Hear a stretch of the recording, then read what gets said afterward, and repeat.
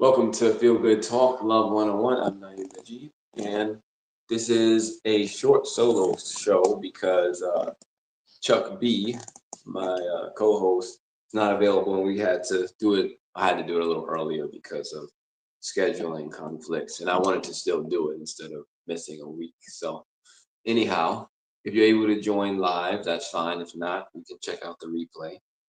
Today, what are we talking about? Again, the floor is open, whatever you have on your mind about healing toxic relationships and living healthy relationships. One thing I wanted to discuss was living invitationally. What does that mean? Well, we're going to look at three strategies. First, what does it mean to live invitation? It means in relationship. It means not transactionally, right? You do this for me, I do that for you.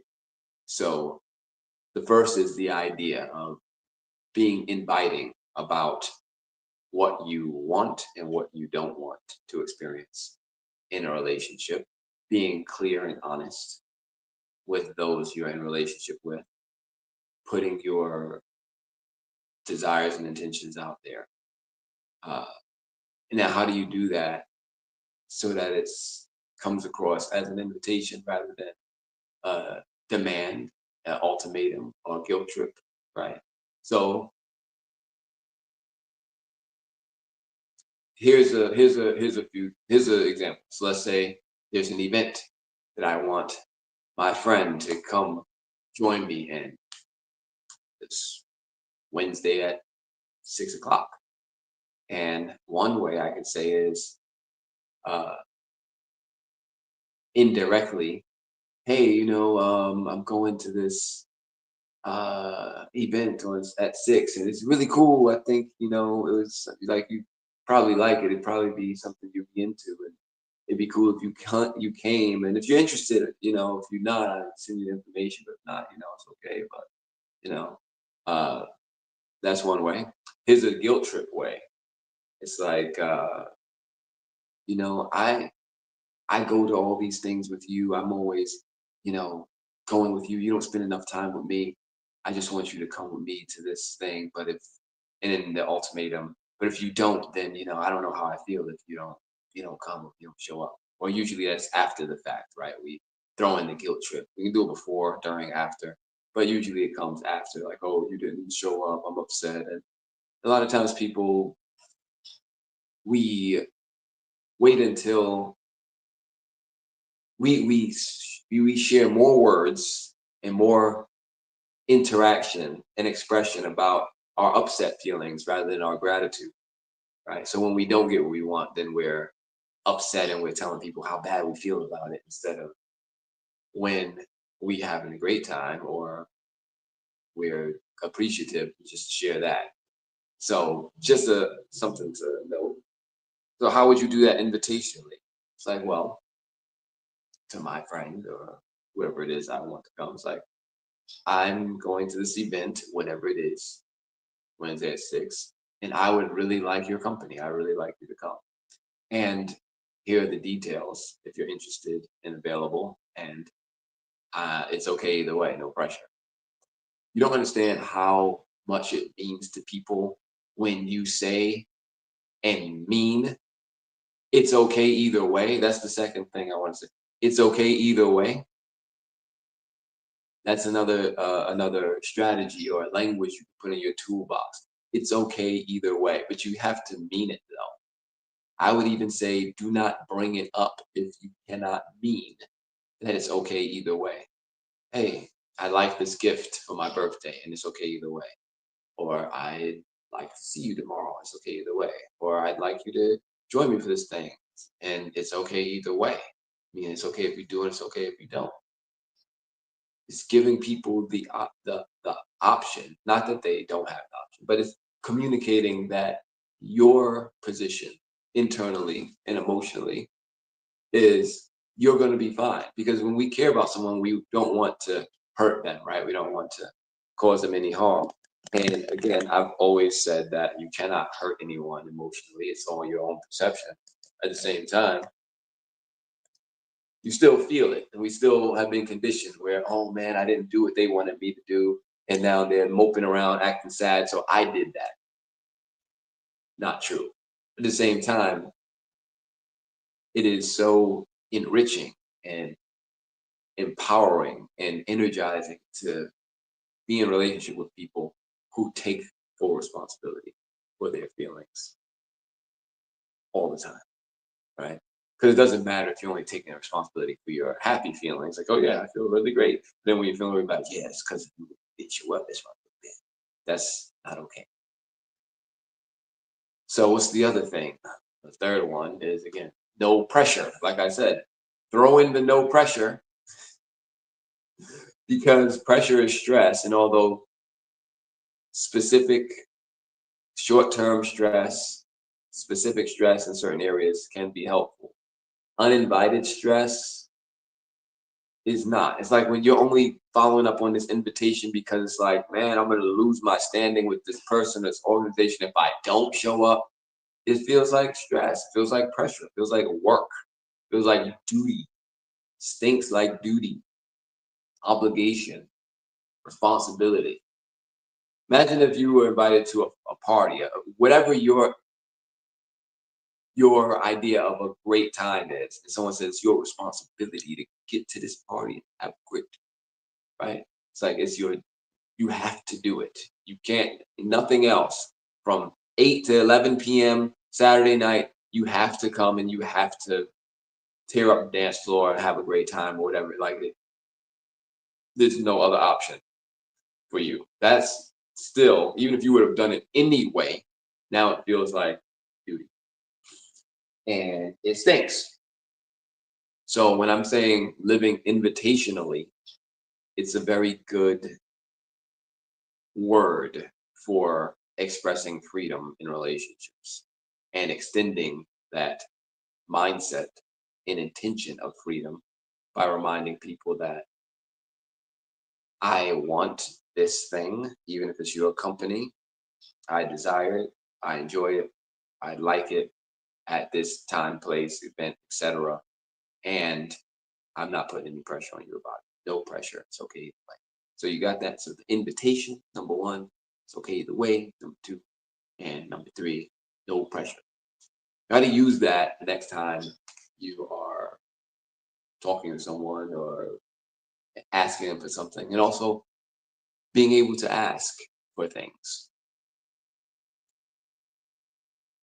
It is, here's a question. Do you think that to develop trust and connection with someone, that it is, because we all talk about being vulnerable and all this stuff, but we think that being vulnerable is just sharing some of our history and past and stuff like that, which it can be, or things that are sensitive to us. But even more so than that, it's like you could say, yeah, I was sick all last week, sick as a dog. I was in the bed, couldn't get up, cold, flu, whatever it may have been, and I just struggled. After you recover, and you tell people that, like, oh, thanks for being so vulnerable and telling me that. You know what's even more vulnerable is while you're sick. It's like, I really don't feel like going. I need soup. I need some ginger. I need some tea. I need a ice pack. I need a heating pad. I need these things. But nobody likes to, you know, we don't usually want to tell people that we're under the weather or not. How about think of one person that it would be okay, and not a relative, and ask them, tell them that, yeah, I'm not feeling too well. And if it would be, if it wouldn't take you out of your way, could you bring me some soup or some ingredients from the store? Or would you be, oh, some ginger, whatever it may be that you need? A heating, do you have a heating pad? Right? Because people are not psychic. And so while, yeah, it's vulnerable to say, oh, yeah, I recovered from a really bad illness the other time, while you're in it, going through it, more. So again, what I'm saying is more vulnerable than telling people that you've been through a traumatic event or a conflict in your life is to share that with someone while you're in it, even if it's a like conflict, anything that's just not the norm or not healthy in the moment or not. It's a problem in need of resolution, even if it's like I said, health or financial or relationship. Sharing it during while you're going through it and asking for help. Asking for help is one thing that people who like to be helpful have a hard time doing. And but the thing is, the the very weird thing, like the disconnect, is that when you're a helpful person, you know how good you feel to help people. So why not allow other people to have that experience of helping you? Because we use these excuses. Oh, I don't want to impose. I don't want to, be a burden. I don't want to get anyone out of their way. Well, that's making it seem like you asked for a bowl of soup that somebody's like, oh, now I'm going to get you a bowl of soup. Like, no, they have boundaries. If they're like, no, I don't want to do it. I'm not able to do it. I'm just not willing to do it. Trust that they'll just not do it. And also that there's more than one way to receive what you want and need when we're thinking big overall wide angle lens situation, right? We're not talking about a bowl of soup from this specific restaurant from your friend Maria at 6 o'clock on Wednesday next week. If I don't get that, the world will come tumbling down. It's like that you need to recover, you need nourishment, you need, and if you want it in the form of soup or whatever, there's ways to make that happen that don't involve these specific things and people coming together. I'm saying when you are making a request of someone, it does have to be specific. It's just not like, hey, I need some help. Help with what? My health. Help with what? Your health. You need medication. You need, oh, I need some nourishment. All right, nourishment, what? Oh, I need some soup. What kind of soup? You're a vegetarian. You have chicken soup. Oh, chicken soup. Okay, what? Get down to it, because the more specific the request, the easier it is to carry out. If you just say, even if you just said soup, what if you get them some clam chowder and you find out they're lactose intolerant and then you make them sicker because you brought them some soup? Well, it wouldn't be your fault because they just said soup, right? So also when helping recovering caretakers, here's what we can do. Ask specific questions. Ask them, so what exactly, how can I help? What do you need exactly? And sometimes the people are hard to communicate with in that way or get around to that point. You can just make some decisions and see what works. But the only challenge is in our minds when it comes to being vulnerable. And vulnerability is about more so about asking than giving you information about myself. You're asking for help, you know, and allowing people to take part in that journey, not just telling you about it after it's ended. All right, so we have Sable Sunflower says, good evening, beautiful people. Thank you for sharing. And I'm going to end this very soon because I'm not just here to talk to myself. I just wanted to share something, come on, before, you know, for the consistency. I did receive the consistency award 2 years in a row, but that's not why I'm doing this for the award. I'm doing it for the consistency and continuity of my own mind and life and mission and purpose to remain in a healthy mindset about healthy relationships and toxic relationships. And one of the ways that I do that for myself is by sharing it with others. And you notice that I don't share personal anecdotes and stories and relationship statuses and things about myself because I found that it's not necessary to be that specific uh, about my story in order for uh, the content to help and support people. I think the more we focus on the conversation about what we're trying to work through, be it love, healthy toxic relationships, what that is. We all have experienced these things. Freedom, appreciation, communication, fear, anger, abuse, trauma, triggers, whatever it may be, the more that we are allowed to think in our own, in terms of our own story and apply universal principles, then the more helpful it can be. I wrote many books, and all of my books are about you. They're about the stories that they ask questions to bring up a story about you, your own life and journey, for you to ask critical thinking questions about to find answers that work for you. If we have a principle, like I just shared, invitationally, making it okay either way, applying no pressure to your relationships if you don't want them to be transactional or there to be ultimatums. There's ways to do that. And I appreciate the Feel Good Talk community and anyone who's able to bring their own their own thoughts to the conversation, right? This is not a script. This is not a template, a prescribed thing that you should do or say. It's more so what works for all people, what's healthy for all people, and what's toxic for all people. Control, confusion, attack, abuse is unhelpful for all people. It causes more harm than it doesn't cause it. Freedom, appreciation, innocence, not blaming someone for how you feel, taking responsibility for your emotional experience, having boundaries, having standards, defining them clearly, being specific about what you want and need, and putting no pressure on anyone to provide it for you is healthy for all people. That's what we want to get to. Because I can't tell you what you should want or to apply my story onto anyone or my set of values or proclivities or uh, preferences. A lot of times we follow social media personalities. We're following the personality. We like the person and however it relates to us.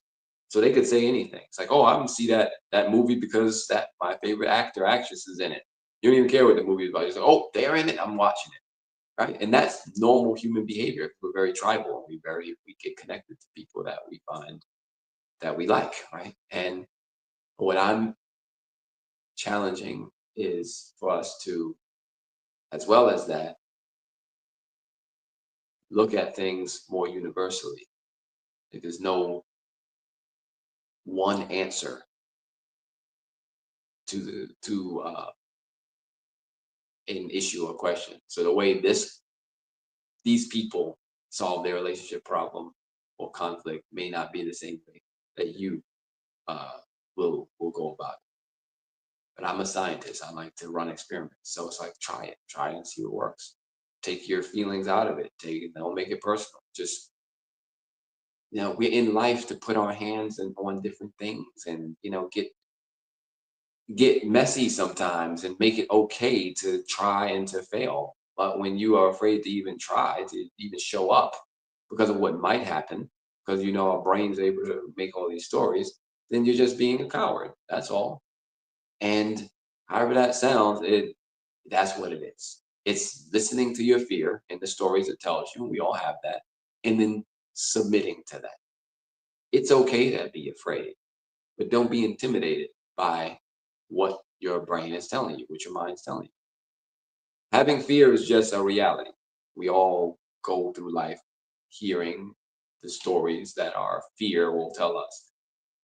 But saying, oh, I really want to go see what's behind that door. My fear's like, no, it might be dangerous. I'm like, okay, no, don't do it. Now I'm intimidated. I'm like, I really want to see what's behind the door. I'm like, no, don't do it. Don't do it. Don't do it. Don't do it. Oh, it's safe. Look at that. Now I know. And then the next time I go through that door and the other door, I'm gonna remember when my fear was screaming at me not to go in there, and I'm like, I did it anyway. You know what I did? Survived and learned something. I learned that there wasn't all that scary stuff behind the door that my fear was telling me. And even if it was, I would have still learned that, okay, you're right.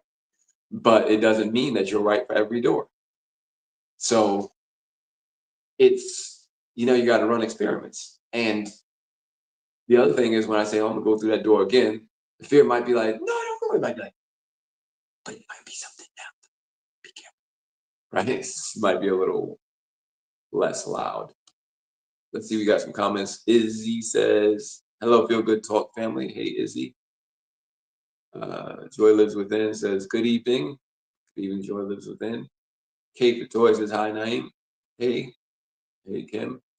And Breon says, hello, family. Hello, Breon. Thank you all for joining in this unusual hour. I know it's usually 2 hours later. So appreciate y'all for making adjustments. And then also, I was about to end in like 1 minute, unless anybody had something else to share. Because, yeah, I'm here. I'm just here to show up. Because I believe that 100% of things in life is about showing up. You can't go through the door if you never show up to the lobby or the hallway. Remember last week we were talking about Feel Good Talk says, thank you for tuning in. Yes. Thank you, everybody. Tune in. I'm going to give this analogy again so we can remember and keep it fresh in our minds. Showing up doesn't just mean physically going to a space. It means even conversation, right? That you may or would be healthy to have with someone is the conversation about the future of the relationship or what happened or where you're at emotionally or what have you, what you want, what you don't want, boundary setting, and especially deal breakers. Uh, Someone sent me a clip from Married at First Sight the other day where there was this couple. I'm an interracial couple. I'm going to say it because it was a really big part of the deal breaker. The guy um, was Native American, and the woman was African American. She made a joke and used a term in which was very offensive to him and his people as Native Americans, and she didn't know that it was, and she was making a joke. And to my knowledge, she cared a lot about it. So she's going to marry each other and whatnot.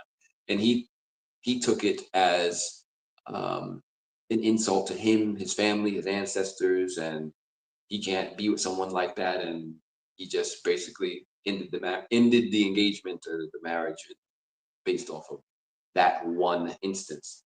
And my question is, what do you think? What do you think about deal breakers? And let's say there's a racial slur or a word you don't like or don't really, you know, turns you off when you hear it, or you haven't gotten to the place where you can joke about, or whatever the case, or some event in life, something that just really is still raw for you. Do you think if it's someone, especially someone that you're planning on sharing the rest of your life with, that that's a conversation you should have maybe early on? Do you think it's important that it's if they care about you, that they would intentionally use terminologies or things that they know are really raw for you to attack you or hurt you? And you think if they did that, if they happened to say something and rubbed you the wrong way and they didn't know and it was a mistake and it was a joke, would you give them another chance? And if they wanted to make amends, say, well, I want to know, I just didn't know, would that be okay? Or would that be a deal breaker? Right?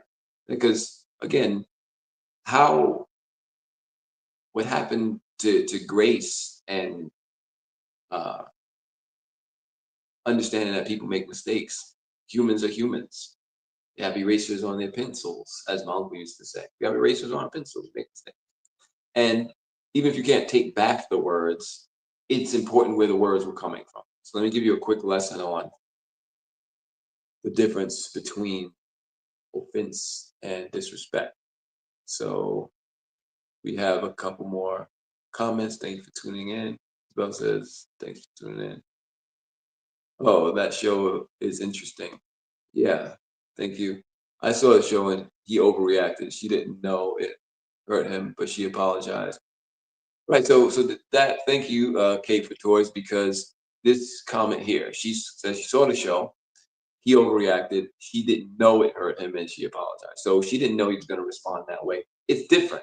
If someone calls you, let's say, I don't know, I just have this here, a cork opener. So let's just say they call you a cork. Let's say in your culture, being called a cork is disrespect is very offensive. Now, if they say, "Hey, look at this. This is a cork. Look at it. Who's a cork? You look like a cork over there." A cork. And you're like, and then they didn't mean it, and then you tell them, "Look, that's really to me and where we grew up. That's really offensive and insensitive.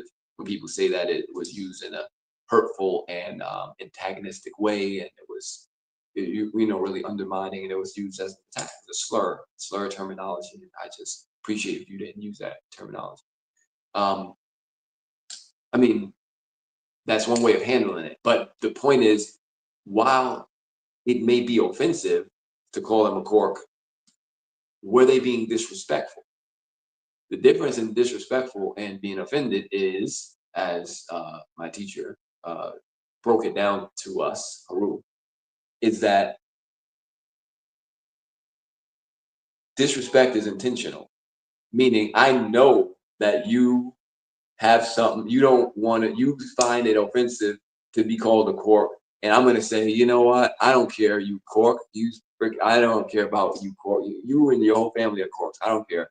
And you mean it to do that, you mean to attack the person with it. That's being disrespectful. That's starting something, as they say. Or if someone just doesn't know, that's your culture, that's your way, then you can find it offensive, maybe offensive to you, but they meant no disrespect. And it's hard to separate that when you're emotionally charged and triggered, but you got to know the difference. You got to know, in addition, the difference comes down to what? Intent. They didn't intend any harm, any disrespect, any attack. Same thing with like even in the law books, we got manslaughter, we got murder in the first, second, third degree, and the first degree, the highest one is like premeditated, right? Then you got what, like manslaughter or negligent homicide, and these different terms they use, because like you may have hit someone that was jaywalking in the dark and there was no lights, and he's like, "Oh, I didn't mean that. That wasn't my intention." That's different than, it's like, I know that they crossed this road at 10:01 on Tuesday. It's 10 o'clock.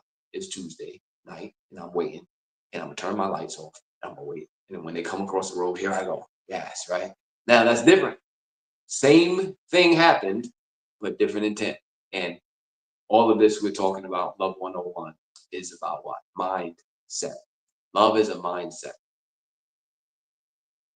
And that can be translated to a skill set, which I shared earlier with some ways that we can live more intentionally by inviting people in invitationally, intentionally, by inviting people with our clarity and what we desire and want without any pressure, making it okay either way. I invite you to join the show. I invite you to, I would love if you would make a comment or suggestion, or bring up a topic that you want to talk about. And it's okay either way, no pressure. Listen, don't listen, put it on mute and make up what my lips are saying. Watch it later, don't watch it. Block the channel, whatever you want to do.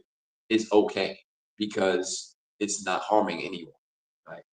We all are going to do, hopefully, what's in the best interest of our peace of mind, as far as we uh, judge it to be. So coming together is one of is one of the attributes of love, joining, right? And again, that doesn't just mean bodies together. Like I said, showing up.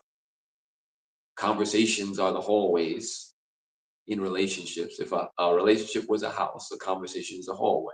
And in the hallway, there are many doors. And based on how far you walk and which hallway you walk down and what questions you ask, and determines what doors get opened or closed to you, right? There are doors that are open to the public, like the lobby. And then there are doors that are closed to the public. There are doors that are more private. There's doors even within doors that are secret, and there's safes and hidden compartments that you don't know about. And only a few select people know about this, and the access and what's contained in this this drawer, this dresser, or this safe that I have here in this room that I invited you into because I what? Trust you.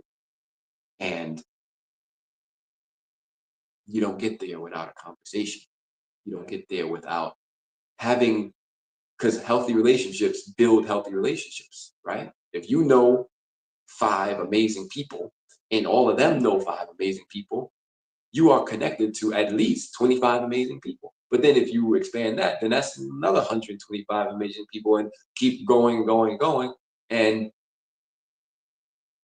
why not? Why not connect to more amazing people? It's like, oh, this friend, this friend, this friend, this person, they're all people who I trust, I respect, I appreciate, and they have people in their lives too. Why don't we bring that together? Because diversity, I'll say diversity and inclusion, but I mean, it is true. But diversity is what nature builds on. Is the diversity of the genes uh,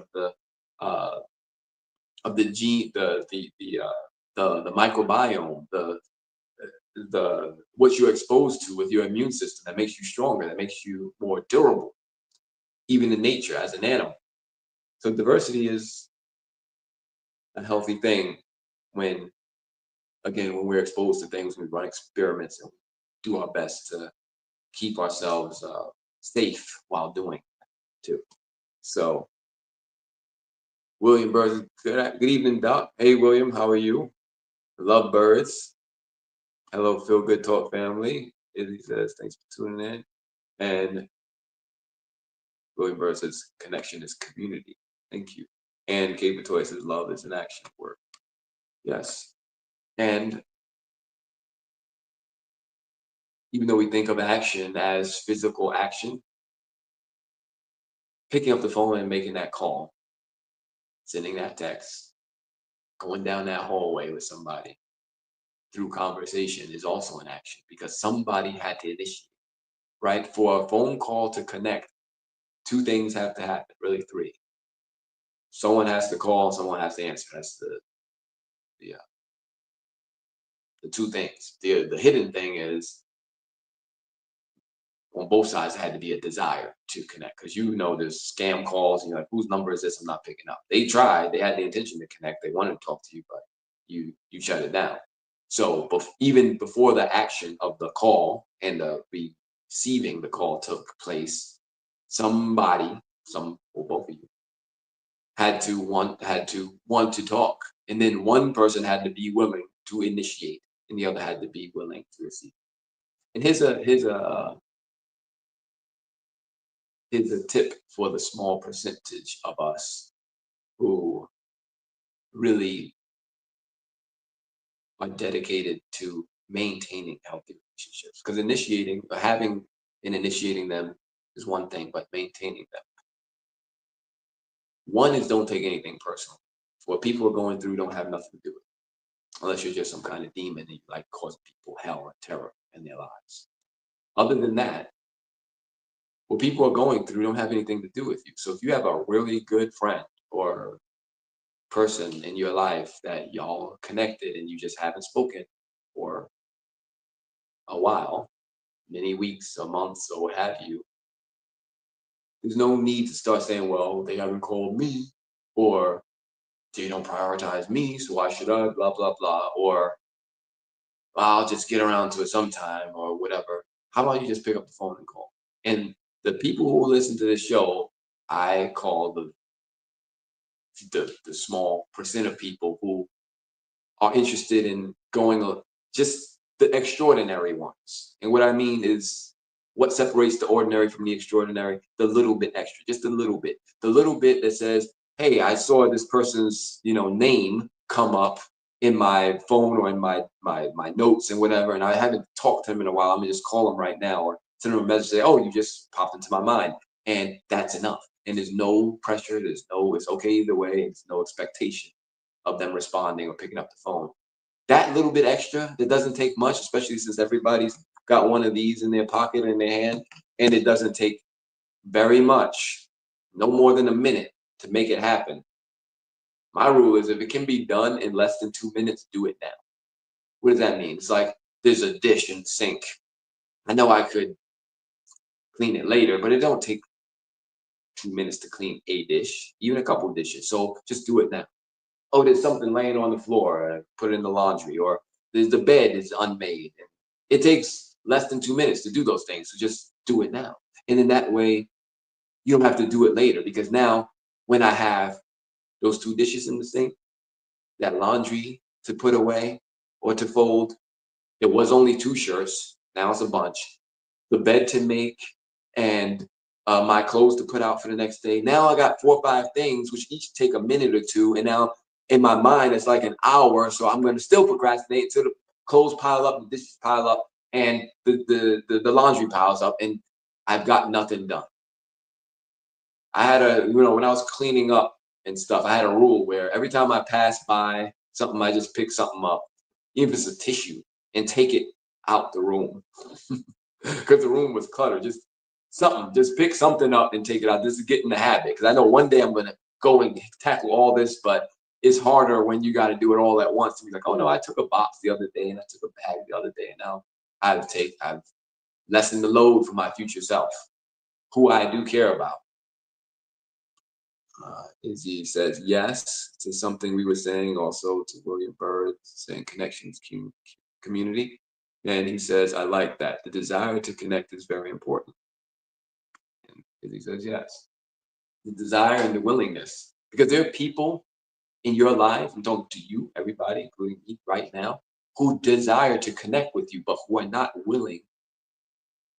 And again, nothing personal, but are just for whatever reason not willing to pick up the phone and do it now. So my challenge to you is, as soon as this stream ends and I get off this thing, because if you wait, you're not going to do it. Straight up. As soon as this ends, can you take out 2 minutes to text or call somebody who crossed your mind, maybe during this episode, whoever it was? Maybe it was me. I'm not gonna make it about me, but if it was me, go ahead and call. But don't everybody call at once. Actually, go ahead and make me feel special. Don't pay attention to nothing I said in the last 20 seconds. Let's go back. So if 2 minutes after we end this, will you pick up the phone and text or call somebody who you know has a desire and desire to connect with you, but maybe not the willingness to initiate the connection? So could you right now? So before there's another funeral, before somebody gets sick, before somebody dies or goes broke or has an issue with themselves or their family member, will you pick up the phone and call? Before you need something from them or they need something from you, will you just pick up the phone and call? And say, I only got 2 minutes, but I'm on break from whatever, and I just wanted to say hi. The more you practice, it's like, again, if you look at, again, the relationships are homes, and in the rooms, there are different things. You look at your life as different relationships. You got a room, you got different relationships that you visit often. You call these people, talk to these people almost every day. Then you have ones that are more in the attic that you don't talk to. You're like, one day I'm gonna get around to, because they're cool, but it's just not today. Go up to the attic of your contact list, your relationships with people who you do still value and appreciate, and just reach out to them. Not the people that are easy to reach out to, the people you reach out to every week at least. Somebody who you don't talk to every week. Just reach out and say hi. Reach out. Say hi. Like, how Stevie Wonder says, I just called to say what? There's somebody you can call and say that to. Let's see. I'm about to end soon, but y'all now want to send a whole bunch of comments, as is tradition. Wait. Izzy says, oh, that's my rule too. 2-minute rule. If it takes 2 minutes or less, do it now. And when Bird says, me too, Izzy. There's always something to do. Always something to do. Izzy says, the more I think of tracking the bigger project, the more I procrastinate. It's easier and more productive to do little by little. Yeah, step by step. And Kay says, I absolutely will. I guess in response to when we end this stream, this conversation with Feel Good Talk 101, will you reach out to someone? That rhymes. What else do we have? William says, I have today. Someone did the same to me today. I haven't, I hadn't talked to that person for weeks. And you see, the rule is also, how do you know someone's thinking about you? Because you're thinking about them. So it happens. The more someone's on your mind, the more you're on their mind. And then it's just a willingness game. Who's going to be the first to reach out? Oh, yes. Thank you for tuning in, Bruce. Okay. So I guess that's about it, guys. Unless y'all got something else to say. I don't know. I'm I'm here. I'll give it another minute. It don't take more than 2 minutes to leave a comment, right? Or to close the show. So let's do it. As he says, it's beautiful. It's beautiful. Makes me feel loved. Yes. And okay, I was doing good. Turn the notifications off. Okay. Anyhow, so we've got something to do today to reach out to someone. And if you want to waste more time, you can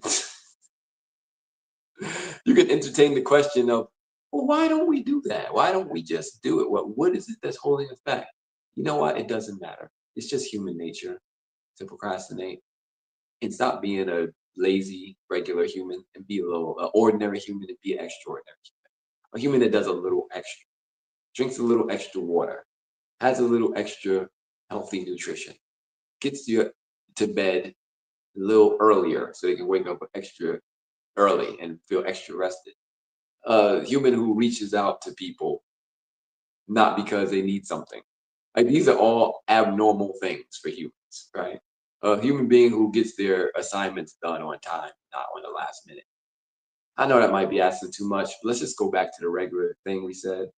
One thing, reach out to one person and no strings attached, no expectations, no obligations for them to call you back, no pressure, and make it okay either way if they pick up.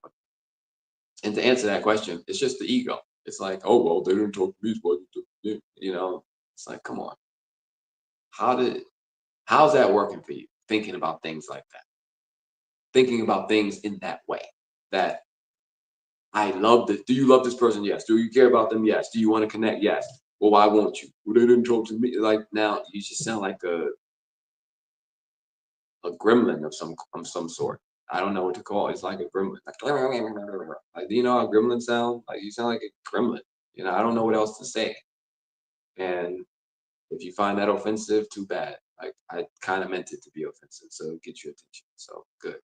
And stop being gremlins. Just be extraordinary and do a little extra and connect. If you want a life of extraordinary satisfaction and fulfillment, nobody's going to do it for you. We got a couple more comments. William says, you're talking real good, bro. Thank you, William. It's important to tell people you love them, no matter, or not that they may give you, not that may give the person a reason to get up. That may give them a reason to get up. Why not? Who doesn't like to be reminded that they are loved? And Izzy, was that laughter? Yes, laughing. So yeah, let's not be gremlins. Let's definitely not be demons. Let's just be humans who do a little extra. You know, like whenever I'm working out, if I'm doing 5 reps of whatever, I do one extra. Why? That's the one in the bank for my future self. If I'm saving money, try to save just a little extra. Why? For my future self. And lately, I've been able to stay in the bed a little extra longer just for the extra rest because, you know, I like the way my body feels when I get enough rest. So it's, you know, good for me. Now, Williams is completing little goals, produce great accomplishments. And thank you, William. Just, I love that. I'm going to start doing one extra. Yeah, one extra. One extra. And if you don't have a number, just whatever is in your comfort zone, do one more than that, right? Uh, so we got to break out the comfort zone because there's no growth there. Stagnation is death. Anything else anybody want to add? One extra thing. Then 1 extra minute. Don't forget what we about to do. We're about to reach out to somebody. Think about one to reach out to. And it's kind of cheating too because I get to reach out to a bunch of people at the same time with a podcast like this because it's like, hey, check out the podcast. We're reaching out.